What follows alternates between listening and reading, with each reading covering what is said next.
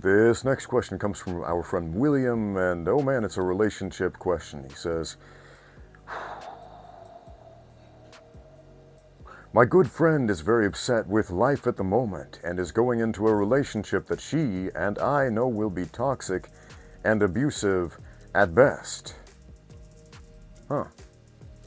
I'm very concerned for not only her mental but physical safety, partially because my area has a huge sexual assault problem. I don't know what to do exactly other than do my best to support her emotionally when she's down and try to keep her safe whenever I'm around. Is there an approach you would recommend to doing this? On to the second part. In your opinion, would it be a good idea to teach her some boxing and grappling foundations for the times I can't be there for her and she would very likely need it? Okay, you're afraid that this girl you know and care about is getting into a relationship with a guy who's going to beat her up. Is that the gist of it? And she also knows she's getting into a relationship with a guy who's going to beat her up to the point that she's going to need hand-to-hand combat training going into this relationship to deal with her boyfriend. Is that what I'm getting out of this? What is the nature of your relationship with this girl exactly? And if you care about her so much,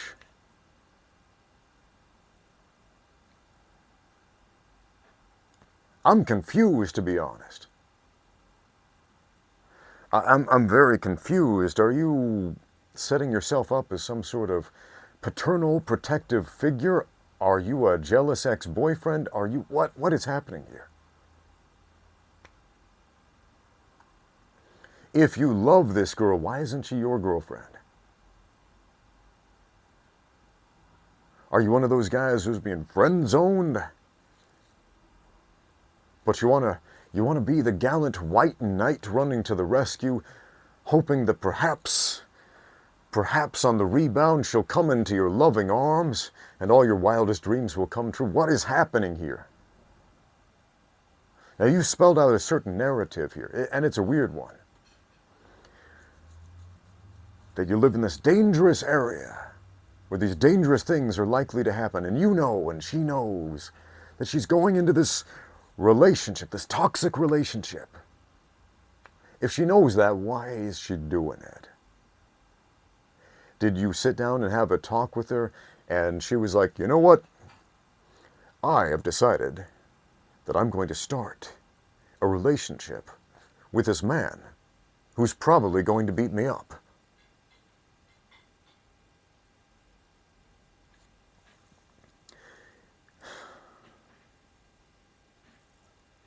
Your question has left me with many questions. There's a lot of this story that isn't being told here. Get really, really honest with yourself. What is it you want?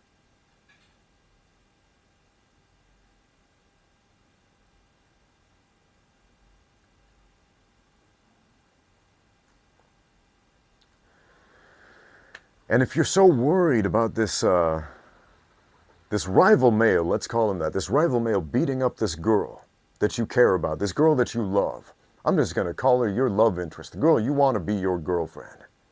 And maybe you're thinking, no, I don't. Yeah, you do. You do.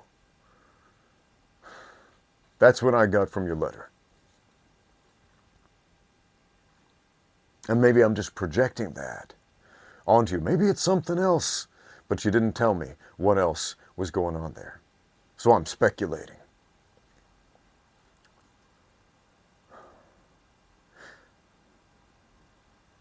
You're afraid this guy is going to hurt this girl that you love. But you somehow think that he's wimpy enough that giving this girl who has no fighting ability whatsoever a couple of lessons could potentially solve the problem.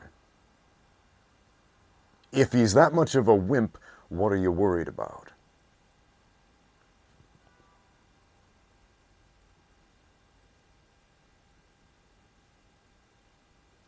Do you know what courtly love is? It's this old, like 14th century Spanish writing style of poetry.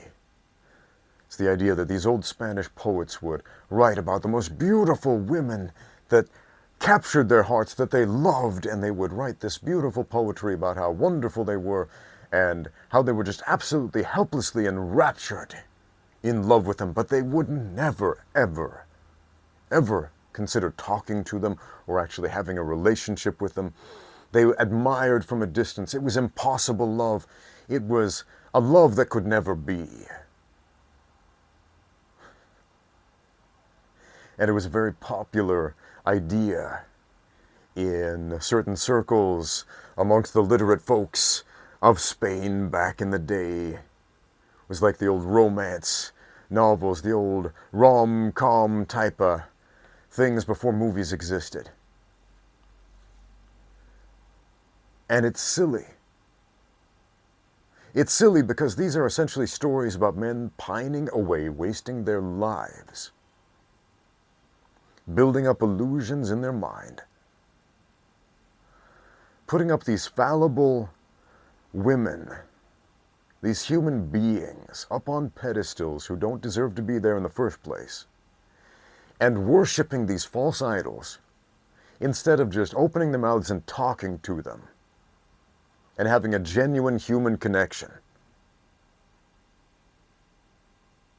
Now, you opened up to me about this a little bit, with a lot of hidden innuendo there.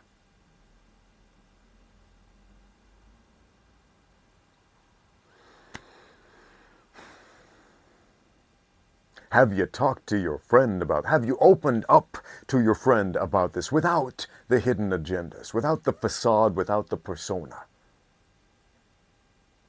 Have you talked to the person? Do you know the difference? A persona is a mask. A person, that's who you really are.